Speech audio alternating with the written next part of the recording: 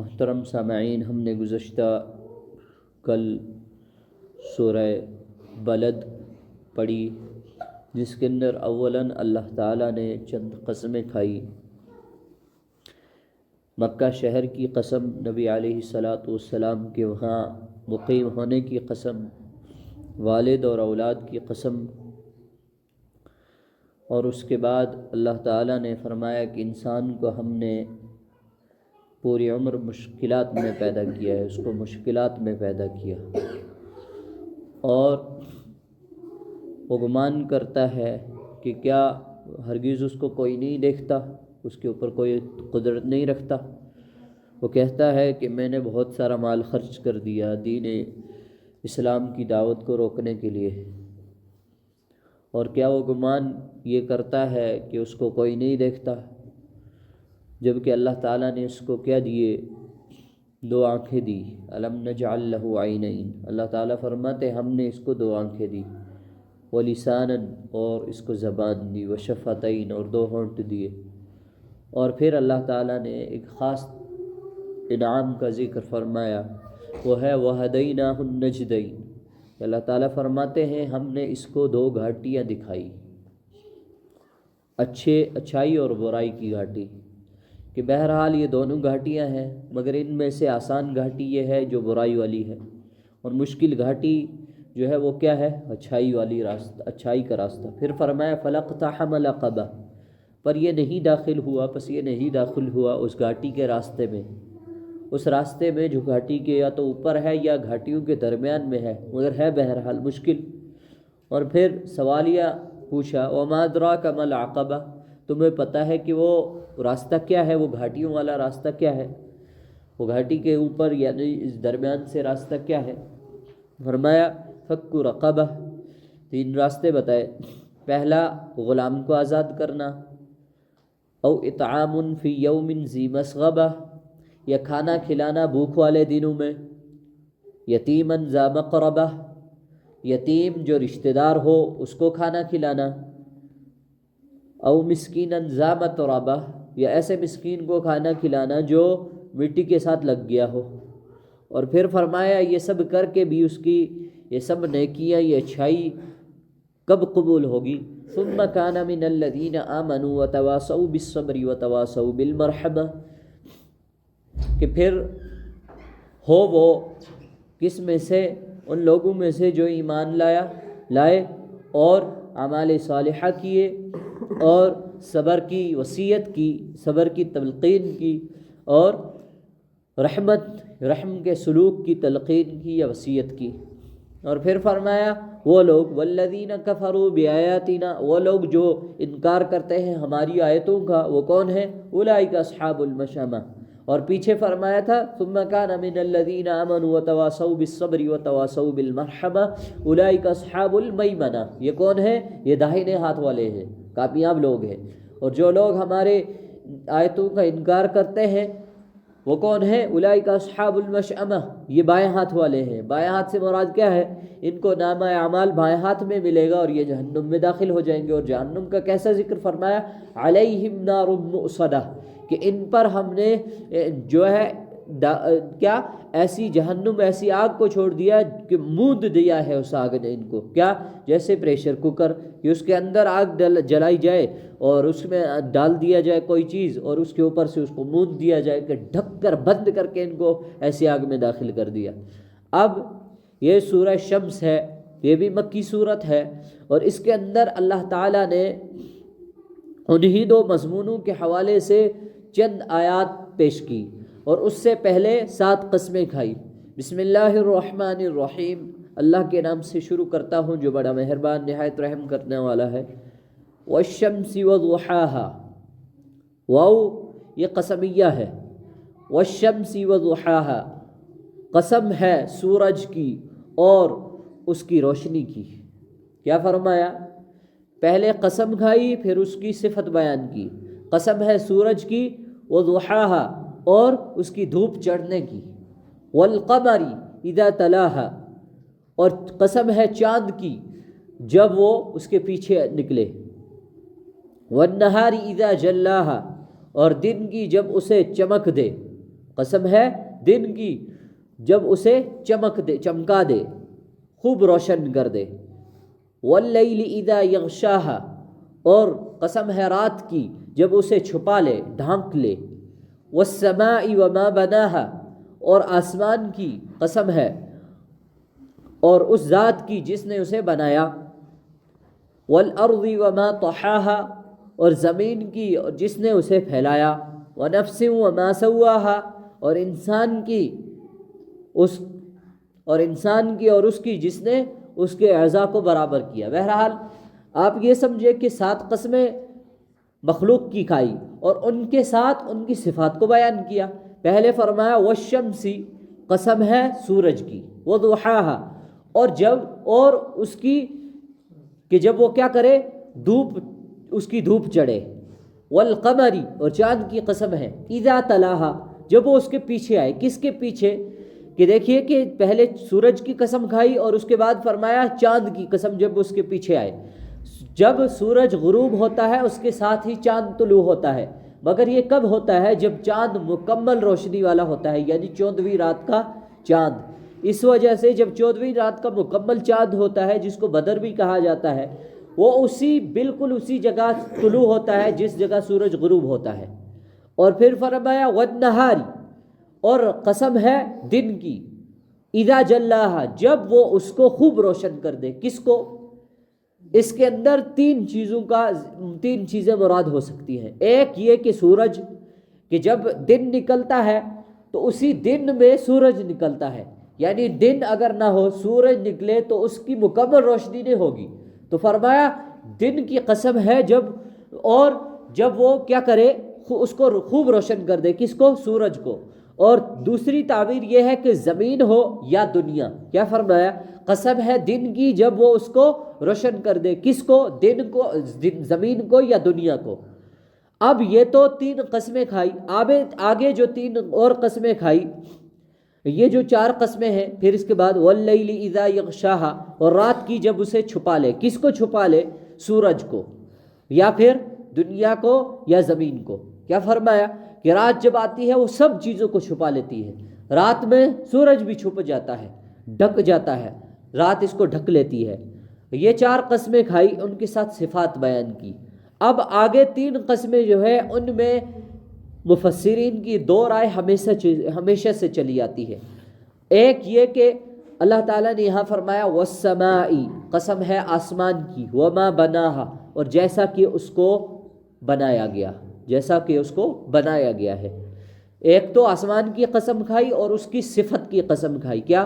کہ اس کو کیسا بنایا ہے آسمان کو؟ کیا غور نہیں کیا جا سکتا آسمان کے اوپر کہ اس قدر اونچائی، اور بالکل اس کو چکلا جو ہے بنا دیا، چکلا جیسا بنا دیا، بالکل ایک رنگ کا بنایا۔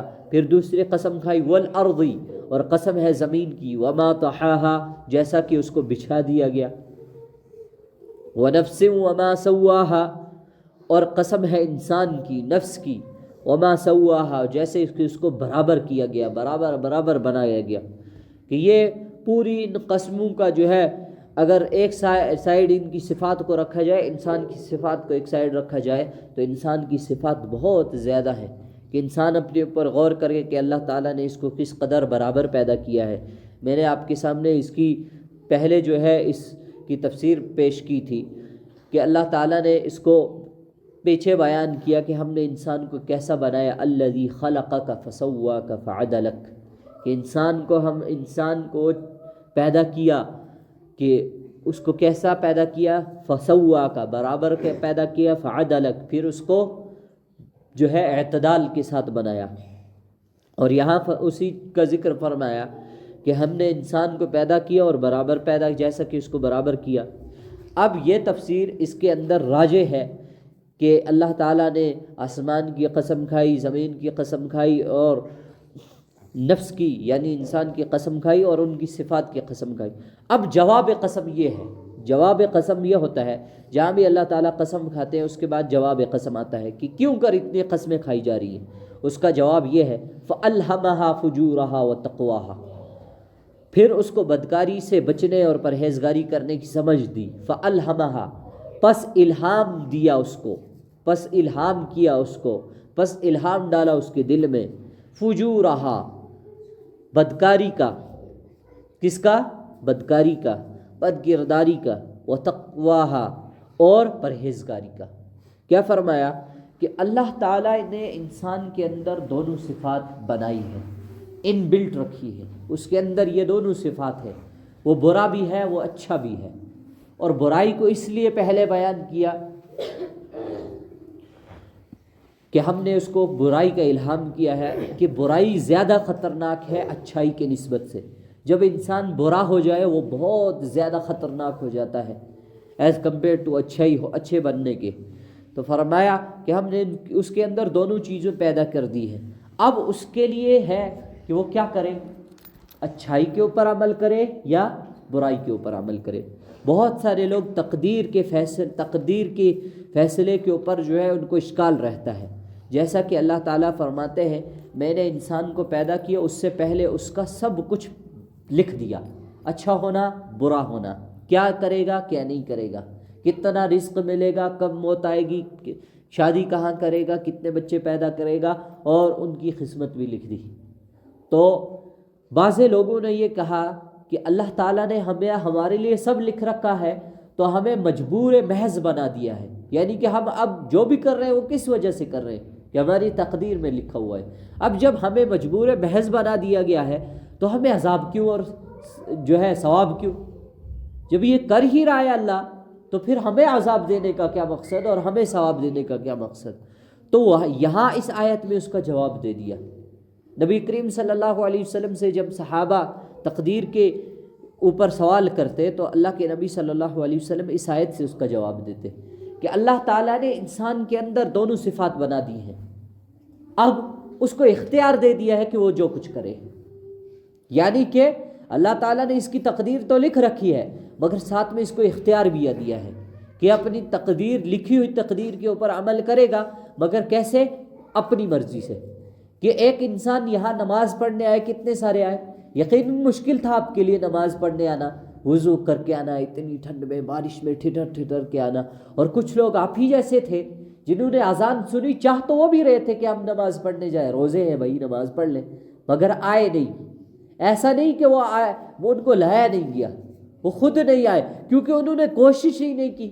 کیا ایسا تھا کہ وہ یہاں آتے تو اگر ان کی تقدیر میں نماز نہیں لکھی ہوتی، کیا ان کو یہاں سے اللہ تعالیٰ باہر دھکے مار کے باہر نکالتے کہ جی اس کی تقدیر کے اندر تو نماز لکھی نہیں ہے؟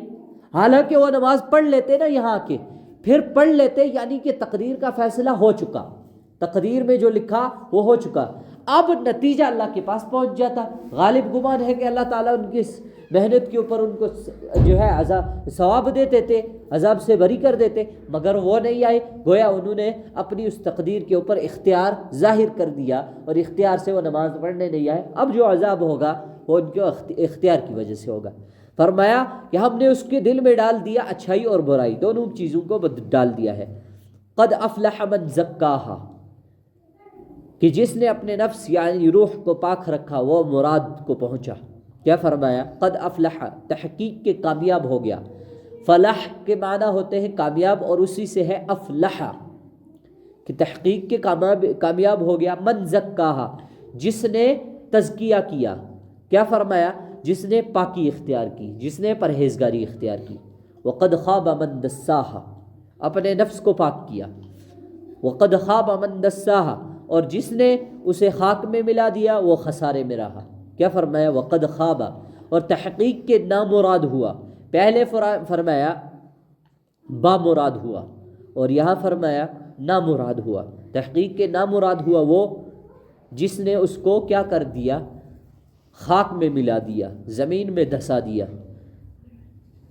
ملیا میٹ کر دیا۔ کس کو؟ اپنے نفس کو، کہ وہ شخص کیا ہو گیا؟ خسارے میں رہ گیا۔ اب پوری 7 قسمیں کھانے کے بعد، ایک جواب قسم کھانے کے بعد وہی 2 گھاٹیاں اس کو بتا دی یہاں، جیسے کہ سورہ بلد میں فرمایا تھا وَهَدَيْنَاهُ النَّجْدَيْنِ، ہم نے ان کو 2 گھاٹیاں دکھائی ہیں۔ ہم نے اس کو انسان کو کیا دکھائی؟ 2 گھاٹیاں دکھائی۔ پھر یہ اس گھاٹی میں نہیں چلتا جو گھاٹی اس کی آگے وہ بتائی تھی، طریقے بتائے تھے، یہاں اس کا بالکل کھول کے بتا دیا کہ وہ 2 گھاٹیاں یہی ہیں کہ اچھائی اور برائی۔ اچھائی کے اوپر عمل کرے گا تو بامراد ہو جائے گا، قد افلح من زکاہا کہ وہ کامیاب ہو جائے گا، اور برائی کے اوپر عمل کرے گا بے مراد نامراد ہو جائے گا، یعنی کہ اب اس کا وہ خسارے میں رہ گیا۔ اب اس کی ایک مثال بیان کی، یہ خسارے میں رہنا کیسا ہے؟ فرمایا کذبت ثمود بطغواہا، قوم ثمود نے اپنی سرکشی سے کے سبب پیغمبر کو جھٹلایا۔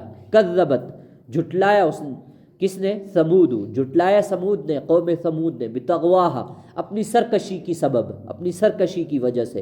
اذ انبعث اشقاہا جب ان میں سے ایک نہایت بدبخت اٹھا، اذ انبعث جب کھڑا ہوا، اشقاہا نہایت بڑا بدبخت ان میں سے، فقال لهم رسول اللہ ناقۃ اللہ وسقیاہا تو اللہ کے پیغمبر صالح علیہ السلام نے ان سے کہا کہ اللہ کی اونٹنی اور اس کے پانی پینے کی باری سے ڈرو۔ کیا ہے؟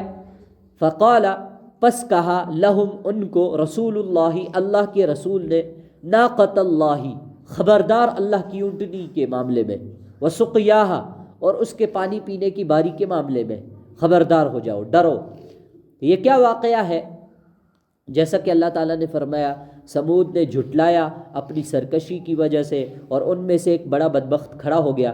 یہ کیا واقعہ ہے؟ اور آگے اس واقعے کی چھوٹی سی جھلک بتائی کہ اللہ کے رسول صالح علیہ السلام نے جو ہے ان کو کیا بتایا تھا، کہا تھا کہ تم اللہ کی اونٹنی سے ڈرنا اور اس کی پانی پینے کے باری سے ڈرنا۔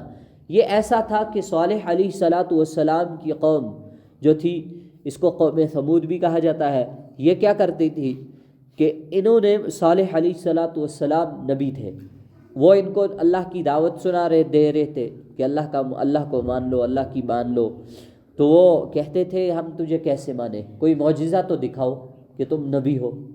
پہلے ہر نبی کو اس کے ساتھ معجزہ دکھائے گئے، اکثر نبیوں کو، نبی علیہ السلام کو معجزات دکھائے گئے، مگر حتی الامکان آخری درجے میں، فوراً نہیں بتایا، ایک دم سے قوم کی وہ کہنے پر نہیں بتا دیا۔ جیسے کہ یہاں پورے امپارے میں ہم پڑھتے جا رہے ہیں کہ قوم جھٹلائی جا رہی ہے، جھٹلا رہے ہیں، کبھی قرآن کو جھٹلا رہے ہیں، کبھی نبی علیہ السلام کو تکلیفیں دے رہے ہیں، کبھی جنت اور جہنم کے فیصلے کو جھٹلا رہے ہیں، مگر نبی علیہ السلام نے ابھی تک ان کو کوئی معجزہ نہیں دکھایا۔ حالانکہ دکھا سکتے تھے نبی علیہ السلام کی، یہ دیکھو میرے پاس اتنے معجزے ہیں، مگر یہ قوم خود ہی پہلے ہی بتا رہی تھی کہ آپ جھوٹے ہیں، آپ ظاہر ہیں، آپ کا کلام جھوٹا ہے۔ اگر ان کو وہ معجزہ بھی دکھایا جاتا یہ کہتے یہ بھی کوئی جادو ہے، یہ بھی کوئی جادو ہے۔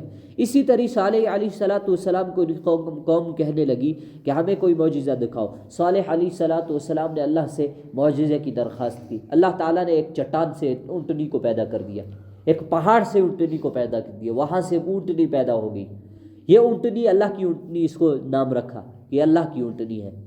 تو اب صالح علیہ السلام نے خبردار کر رکھا تھا لوگوں کو، کیونکہ وہ پہلے ہی اس کی گھات میں تھے کہ اس کو مار دیں گے، اللہ کا معجزہ ختم، بس کام ختم، ثابت ہو جائے گا کہ کوئی اللہ نہیں ہے۔ کیوں؟ جب یہ مر جائے گی جس کو اللہ نے پیدا کیا پہاڑ سے، تو گویا کہ اللہ ہے ہی نہیں، وہ جو اس کو بچا سکتا تھا اس کی طاق میں تھے۔ صالح علیہ السلام ان کو بار بار کہتے کہ نہیں کرو ایسا، بلکہ خبردار ایسا نہیں کرنا۔ اور وہ کہتے تھے کہ وہ ایک کنواں تھا، ایک جگہ تھی جہاں سے پانی پیتے تھے جانور، تو اس کے متعلق کہا تھا کہ جب یہ پانی پینے آئے یہ اونٹنی تو پیچھے ہٹ جانا، اپنے سب مال مویشیوں کو پیچھے لے جانا۔ تو انہوں نے کیا کیا؟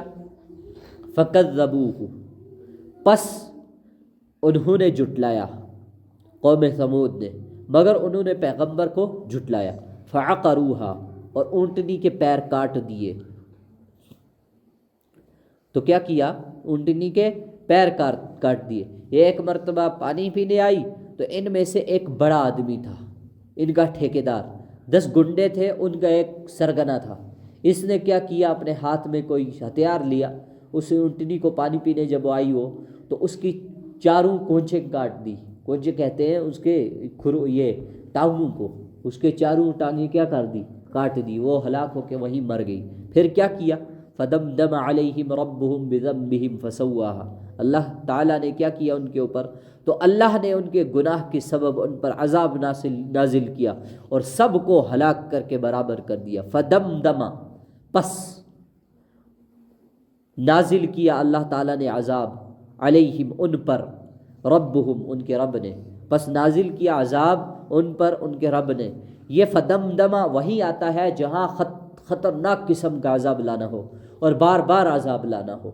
اور قوم سمود کے متعلق ہم نے پڑھا تھا کہ اللہ تعالیٰ نے ان کے اوپر ایک عذاب کیسا لایا تھا کہ یہ جو ہے کیا کر رہے تھے، اللہ تعالیٰ نے 7 دن ان کے اوپر ہوا چلائی، طوفانی ہوائیں، 7 دن اور 8 راتیں ان کے اوپر خطرناک والی ہوا چلی، بالکل تہس نہس برابر مٹی کے ساتھ مٹی ہو گئے۔